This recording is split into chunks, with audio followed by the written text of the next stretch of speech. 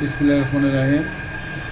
এই মুহূর্তে মানে বিমান রাডারে দেখা যাচ্ছে যে ইরান এবং ইরাকের আকাশে বিমান একবারে নাই বললেই চলে, একবারে ফাঁকা শূন্য। আর পাশের দেশগুলো ইরানের যেমন কাতারে যাও তো দেখি, কাতারে দেখা হোক কাতারের কী অবস্থা। কাতার দুবাই থেকে কিছু ফ্লাইট চলতেছে, ইউনাইটেডের কিন্তু ডোমেস্টিকগুলো বাংলাদেশ থেকে নাকি বন্ধর কথা বলছে, কিন্তু আসলে বন্ধ কি না এখন বাংলাদেশে কোনো ফ্লাইট আমরা দেখতেছি না। কাতারের ফ্লাইটে যে কাতারের আকাশও ফাঁকা, বিমান নাই বললেই চলে। কাতার, বাহরাইন, কাতার থেকে সীমিত আকারে কিছু বিমান ছাড়তেছে মনে হচ্ছে।